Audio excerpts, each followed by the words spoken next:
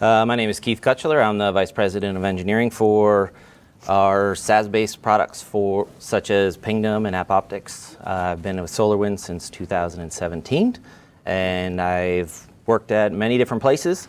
Should be a pretty interesting topic. It usually brings a lot of interest.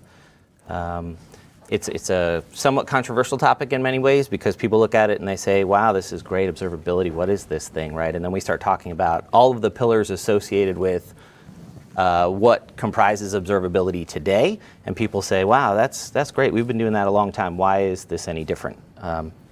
So we can go to the next slide real quick. So observability is really the notion of gathering visibility of infrastructure and services based on metrics, tracing, and logs. And we'll start with logs. Why are logs interesting? Logs are interesting because of the fact that we've been doing this for a long time. 20 years ago, I had the luxury of jumping between different operating systems, trying to figure out different log file formats, trying to figure out why communication didn't happen over token ring and Ethernet, and the industry's evolved tremendously. However, this is still a big problem for us today. There's a ton of overhead in logs. Every time traffic increases or user activity increases, the number of logs generated increases, which requires additional storage. Not only when additional storage is required, we end up in a situation where people only want logs when they see things that are actionable and interesting. They don't want to just carry logs, yet there's requirements for retaining the data, storing the data, and being able to index and search that data to be able to find kind of a needle in a haystack. And if you look at some of the activities that have happened in the industry recently, you need to keep an eye on what's happening in logs. And those logs are being generated from every type of device. Thermostats, watches, applications, servers, the list of locations where logs are being generated, and the reliance between logs generated on one system to other systems has become critical. You can't just look at a single application log and say, wow, I've now noticed the problem. Whether it's a situation where applications are more distributed and there's dependencies upon APIs, you need to be able to correlate events across systems, not just for microservices and distributed systems, but you also need to do it on a single system. You need to understand, is there resource contention? Is my application starving? Am I seeing performance issues? Am I seeing security events? These all lead to performance degradation of your services. Hence, some of the challenges that came with logs were the more traffic and activity, the more logs that got created. So people said, well, you know what? I'm going to start using metrics because I can use metrics, and metrics will let me collect numbers. Numbers are great for statistical analysis, for trending, for dashboarding. And then they realized, wait a minute, I can't get everything that I can get in a log with a metric. So they said, well, I'm going to start increasing the amount of information I collect in my metrics, and that causes storage issues because they're now introducing fan-out clauses in their metrics. So it served a totally different purpose, but when combined, actually provides a lot of really great insight. The issue with metrics is originally they were focused on a single system. They weren't focused on multiple systems. So as we started building more of a distributed set of architectures or implementation patterns, it kind of started failing. So people said, well, great, we're going to put in scoped events, and the metric size is increased. And you'll see a lot of vendors today say, well, you don't really need logs anymore. I can get everything through metrics collection, and I can store it, and I can still do trending. When in actuality, you're missing all of the context of what's happening in the application on a particular system without that. If you look at open census and you look at open tracing, there's great initiatives that talk about, hey, we're going to bring this all together. We're going to come up with this great idea of how do we start tracing events between systems, and what does that mean? So tracing is really a notion of a casual representation of a set of events that happen that could be related, right? And so if a user makes a request, we follow that request using unique identifiers, breadcrumbs. There's multiple approaches. We inject some code, and we follow that event throughout different systems to determine where is the performance bottleneck. So unlike logs, metrics are really focused on performance bottlenecks and performance improvements. And so hence tracing came around. Obviously the industry hasn't quite aligned on one singular approach yet, mostly because of we all have different points of view, right? If you're a vendor, the more information we add into traces, the more storage costs we imply, right? As a community, there's reasons to standardize, and then sometimes there's reasons not to standardize. And so tracing is great. All of these are really, if you think about it, kind of different aspects of monitoring, right? We started with white box monitoring, which was really checking uptime, polling, and availability. Then we decided to do kind of a black box approach, which was we're going to look at everything inside the network. But in actuality, we're missing something, because if we've optimized communication patterns inside our network and we're only checking for availability outside the network, then do we really know if the people who are accessing our applications are having a great experience? And the answer is not really, right? Because we can see requests, we can watch them traverse systems, we can see where performance issues are, we can see where latency is, we can determine if we should optimize a database query or improve an API or increase hardware sizes. But we really don't know, from an end user's perspective, is my site rendering the way it's supposed to? Because we don't have an additional aspect of visibility.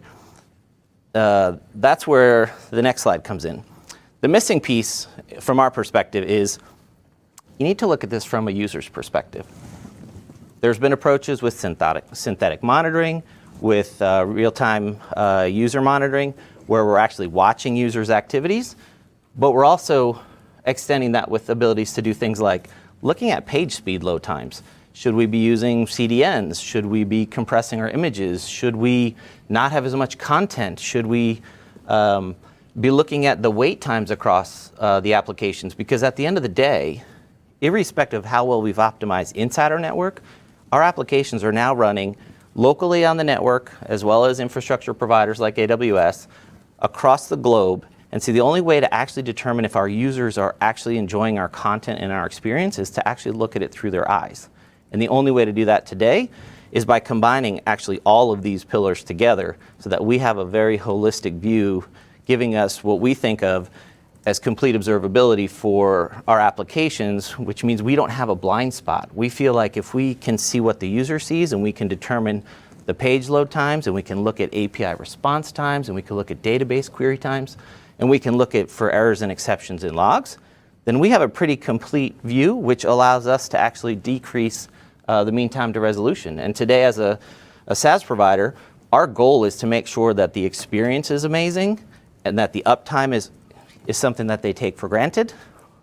A question. So when I consider SaaS, I also consider things like Office 365. Sure.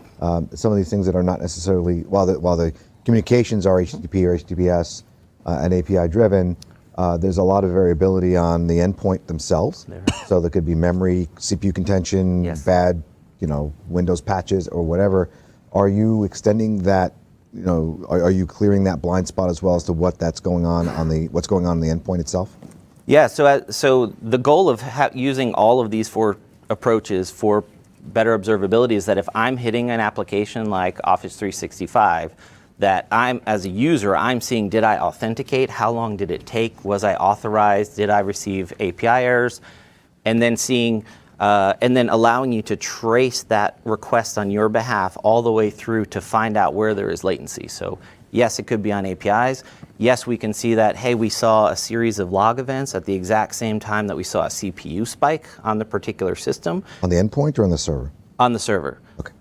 We are not doing it from the system you are accessing it from. We are doing it from kind of your browser, for example, all the way through to Office 365. I'll give you a great example of this because I actually ran into this not that long ago, where a Windows patch had actually overwritten NVIDIA drivers of all things, and it was causing a weird problem with Outlook, where the splash page of Outlook would take literally 10 minutes to clear. And it was because of the patch that was on the end user's desktop, and all lights were green across the entire enterprise. That's the kind of thing I'm talking about, reaching out to that we can have all the visibility we want there. The endpoint is part of the problem. It is. We are starting with just kind of the web-based experience where I'm making sure the application is running. I'm making sure Office 365 is responding, because ironically, it's interesting if you consider large applications or websites like like Amazon, if you actually monitor them from performance perspective, they're so elastic and resilient that they're diverting traffic so frequently that most users don't see that type of latency. But if you're monitoring them and sampling their traffic, you can actually see that there is actually moments of downtime where they're redirecting it. But no, we don't monitor anything on the client side to determine if those resources aren't working well. Okay. Let me redress that question in a minute. Okay. Or I may come back to that in a little bit. Sure. It is definitely part of the overall experience of somebody accessing the application, but right now we're focused mostly on the server-side infrastructure, the cloud providers, the local data stores that are being utilized. And then the next one is just talking a little bit about the SaaS product offerings that we have today, kind of what they do, and then we'll jump into a quick demo to show you guys kind of where we stand and what that experience looks like and just some of the capabilities in depth. So for those who aren't familiar, and hopefully you are, we have SolarWinds AppOptics, which is a SaaS-based offering that focuses on custom metrics, host and infrastructure monitoring, container monitoring, and then application performance. It supports about 8 or 9 different instrumentation languages so that we can actually track application bottlenecks. It also handles distributed tracing between your scoped request throughout the infrastructure and then shows you the entire response and communication path that's being taken. Logly is a SaaS-based log monitoring solution where its particular focus right now is on log analytics, charting, dashboarding, historical trending, looking at structured logs. It has the ability to do auto classification of events that are coming in. So if you don't know what it looks like and you don't know how to map the data, we auto classify that and tag the data for you to let you index and search.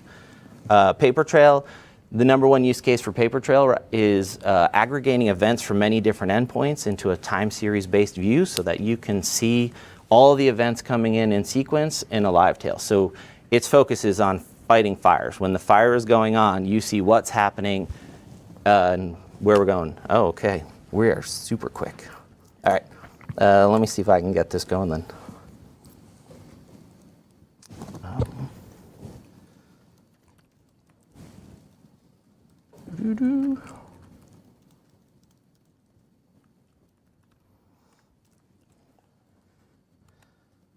We'll jump in here first.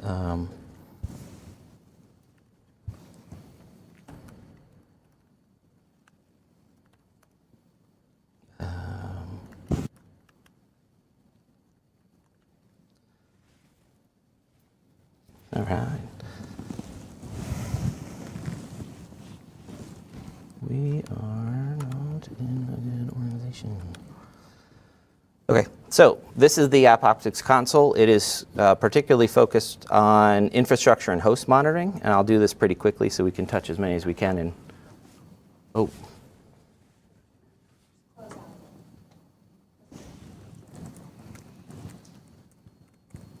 See now? No. All right, there we go. Cool. All right.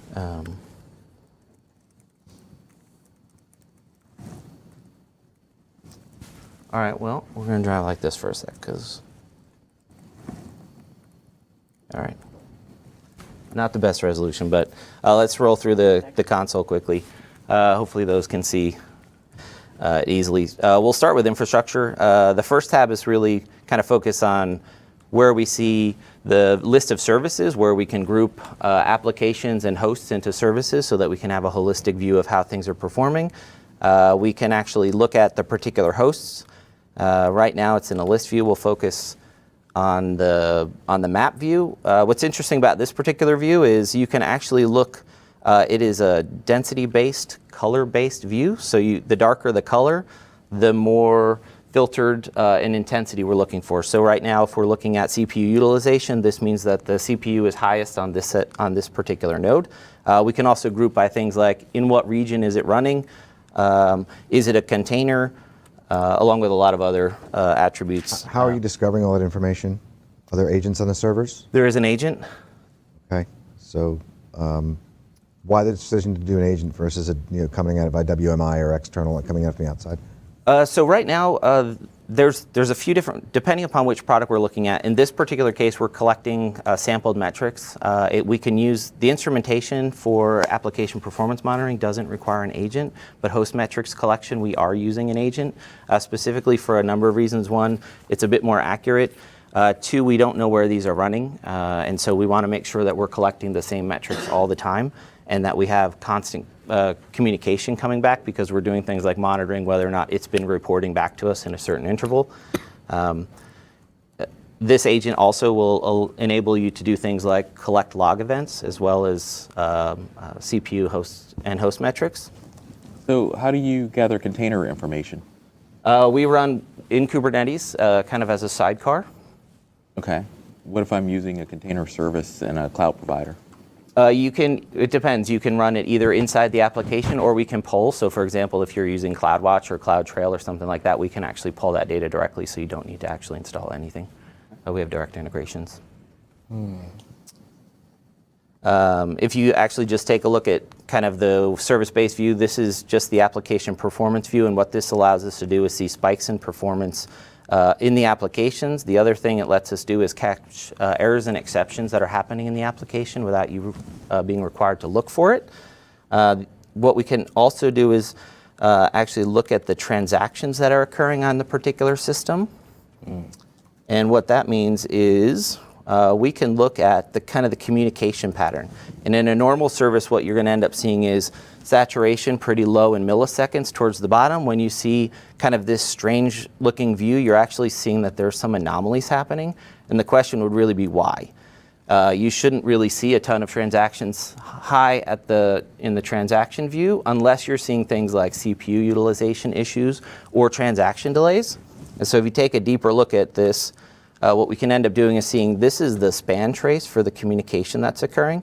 And we can actually dive in and start looking at where are the wait times, why is it taking so long, who's taking the longest call. We can also look at things like, for example, if we determined it was in the Rails app, we can actually go down and look at the raw data that's being communicated through the systems. We can see the database call that's being used. We can see the wait times. It's super informative to be able to pinpoint problems very, very quickly. And then also you can obviously go from product to product. So if you start seeing on the Pingdom side, most people know Pingdom for uptime, but Pingdom has actually kind of matured and evolved pretty rapidly over the past, let's see. What you're seeing here is actually back in November, we ended up rolling out a unified login capability for all of our products. So if you sign up for one SAS product, you now can activate other products using the same set of credentials. In the past, it was you had specific organizational controls within each product. Let's see if maybe I'm not picking the right one.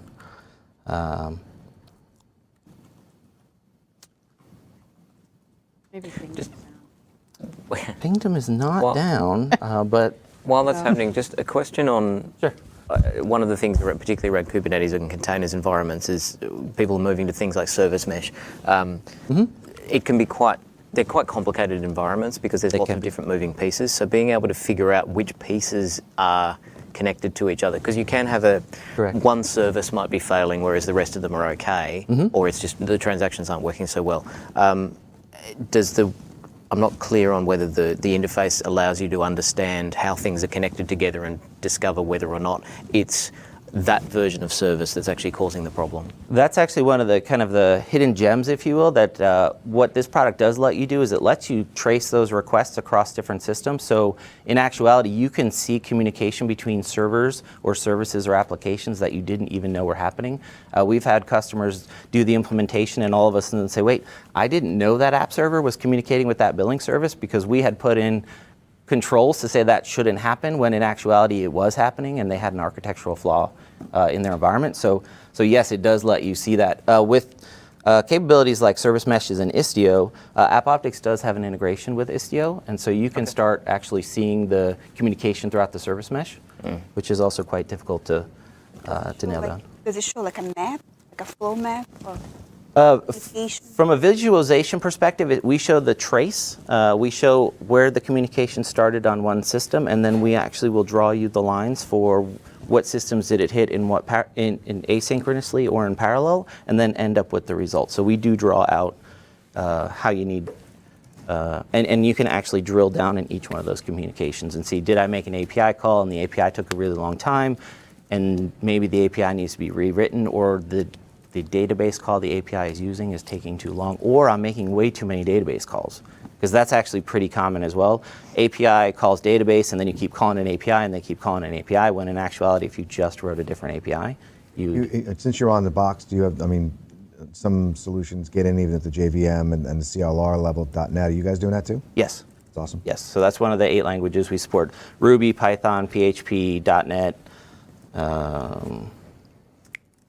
Ruby, PHP, .NET, I don't know. There's a few more. That's cool. Yeah, there's a few more. on It's the pretty web. awesome. Yeah, it is. Yeah, what's your polling interval? Because containers can come up and go down and. It's actually controllable. So we can control the sample rates. We can do it every 60 seconds. We can do it every minute. We can do it every second. In some cases, depending upon the traces, we can do it up to 1,500 times per second.